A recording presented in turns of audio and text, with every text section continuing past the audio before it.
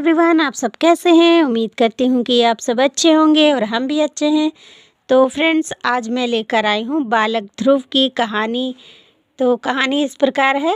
बालक ध्रुव भगवान विष्णु के महान तपस्वी भगत थे।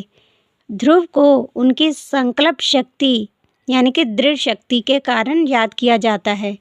कैसे 5 वर्ष का छोटा बालक भी जब कुछ करने का संकल्प कर लेता है तो उसे प्राप्त करके ही रहता है। प्राचीन काल की बात है, जब सभी देवतागण पृथ्वी पर भ्रमण किया करते थे। उस समय पृथ्वी के एक हिस्से में राजा उतानपाद का राज हुआ करता था। उनकी 2 पत्नियां थीं, एक सुनीति और दूसरी सुरुचि। उतानपाद के 2 बेटे थे, सुनीति के ध्रुव और सुरुचि से उत्तम। सुनीति बड़ी रानी थी, लेकिन उतानपाद को सुरुचि से अधिक प्रेम था। एक बार जब राजा उतानपाद ध्रुव को अपनी गोद में लेकर खिला रहे थे, तभी सुरुचि वहां पहुंची। अपने सौत के पुत्र ध्रुव को गोद में बैठा देखकर उसके मन में जलन होने लगी। तब उसने ध्रुव को गोद से उतारकर अपने पुत्र को गोद में बिठाते हुए कहा, राजा की गोद में वही बालक बैठा करता है जो राज सिंहासन का अधिकारी भी वही हो सकता है जो मेरे गर्भ से जन्मा हो। तू मेरे गर्भ से नहीं जन्मा है। ध्रुव की तपस्या के बारे में आपको बताते हैं। पिता की गोद में बैठने से लेकर सुरुचि ने ध्रुव को फटकारा तो माँ सुनीति ने पुत्र को सांत्वना देते हुए कहा, परमात्मा की गोद में स्थान प्राप्त करने का प्रयास करो। माता की सीख पर अमल करने का कठोर व्रत लेकर ध्रुव ने 5 वर्ष की आयु में राजमहल त्याग दिया। रास्ते में उसे नारद जी मिले। नारद मुनि ने उससे कहा, बेटा तुम घर जाओ, तुम्हारे माता पिता चिंता कर रहे होंगे। लेकिन ध्रुव नहीं माना और कहा, मैं नारायण की भक्ति करने जा रहा हूँ। तब नारद ने ध्रुव की दृढ़ संकल्प को देखते हुए कहा, ओम नमो भगवते वासुदेवाय मंत्र की दीक्षा दी। वह बालक यमुना नदी के तट पर मधुवन में एक मंत्र का जाप करने लगा। फिर नारद जी उसके पिता उतानपाद के पास पहुँचे तो उतानपाद ने कहा, मैं अपनी एक स्त्री के वश में आकर अपने बालक को घर छोड़ जाने दिया।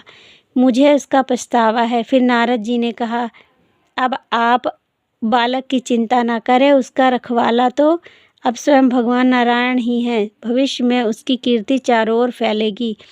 उधर बालक की कठोर तपस्या से अत्यंत आपातकाल में भगवान विष्णु यानी कि नारायण प्रसन्न हो गए और उनके दर्शन देकर कहा, हे बालक, मैं तुम्हारे अंतर मन में अवस्थ व्यथा और इच्छा को जानता हूँ। तेरी सभी इच्छा पूर्ण होगी और तुझे वह लोक प्रदान करता हूँ जिसे चारों ओर ज्योतिष चक्र घूमता रहता है। सूर्य उदय, सभी ग्रह और सप्त ऋषि नक्षत्र जिसके चक्र लगाते रहते हैं। प्रलय काल में भी इस लोक का नाश नहीं होगा। सभी प्रकार के सर्वोत्तम ऐश्वर्य भोगकर अंत समय में तू मेरे लोक को प्राप्त करेगा। बालक ध्रुव को इस तरह वरदान देकर नारायण बैकुंठ लौट गए। नारायण के वरदान के स्वरूप बालक ध्रुव समय पाकर ध्रुव तारा बन गया।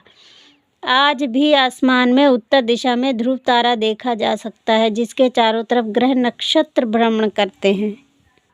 इस कहानी से क्या प्रेरणा और शिक्षा मिलती है? इस प्रसंग से यही प्रेरणा मिलती है कि संसार का आधार तप है। तप से ही मनुष्य जीवन में सब कुछ प्राप्त कर सकता है। तप कर ही सोना कुंदन बनता है। तप से ही बड़े बड़े ऋषि मुनियों को सिद्धियां प्राप्त की। तप के मध्य से ही विद्यार्थी जीवन में ज्ञान प्राप्ति करता है। बालक ध्रुव ने मन में विश्वास रखकर तपस्या की और भगवान को प्राप्त किया। इसी प्रकार किसी भी कार्य को करने के लिए मन में विश्वास होना जरूरी है। कभी भी जीवन में असफल नहीं होंगे। दृढ़ संकल्प होने की प्रेरणा। दृढ़ संकल्प में अद्भुत शक्ति है।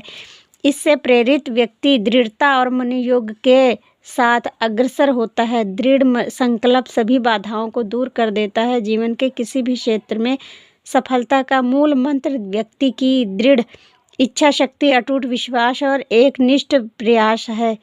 अंत बातों के सामान्यता होने पर अनेक व्यक्तियों में से वही सफलता प्राप्त कर पाता है जिसकी इच्छा शक्ति सबसे प्रबल होती है। कहा गया है कि एक विशाल सेना के सेनापति को हराया जा सकता है, लेकिन एक मनुष्य की दृढ़ इच्छा शक्ति को कभी नहीं झुका सकता। लक्ष्य हासिल करने के लिए आवश्यक इस बात की है कि उस लक्ष्य के प्रति व्यक्ति को पूर्ण प्रेरणा समर्पित होना होगा। जिनकी कठिन परिस्थितियां होती हैं, उतने ही धैर्य और उत्साह से उद्देश्य की पूर्ति में लग जाना चाहिए। अंत में सफलता जरूर मिलेगी। आपको एक मैं दृढ़ संकल्प कहानी दोबारा से सुनाती हूँ। एक चींटी कहीं से गुड़ का ढेला पा गई। उसने अपनी कोठरी में बंद कर लिया। प्रतिदिन चुपचाप थोड़ा थोड़ा गुड़ खा लेती। दुर्ग में और भी जो कर्मचारी थे, उसमें से एक को रत्ती भर टुकड़ा न देती। रानी चींटी को एक दिन पता चल गया। उसने सब चींटियों को आदेश दिया कि वे घुस पड़ी और चींटी का सारा गुड़ छीनकर न केवल खा गई, वरना उसे चोरी के अपराध में बाहर निकाल दिया। चींटी अपनी स्वास्थ्यपरता पर दुखी करती। जिंदगी भर वैसे ही अकेले मारी मारी फिरती। जैसे स्वार्थी मनुष्य जीवन भर अकेलेपन को कष्ट झेलता है, उसका भी कोई हमदर्द नहीं होता। फ्रेंड्स, आपको ये कहानी कैसी लगी? अगर अच्छी लगी हो तो प्लीज़ लाइक शेयर कमेंट कीजिए। नए हैं तो सब्सक्राइब कीजिए। मैं इसी तरह की अच्छी अच्छी कहानियाँ आप सभी के लिए डेली लेकर आती रहूँगी। नेक्स्ट वीडियो फिर नेक्स्ट स्टोरी लेकर आऊँगी। तब तक के लिए राधे राधे, जय कृष्णा।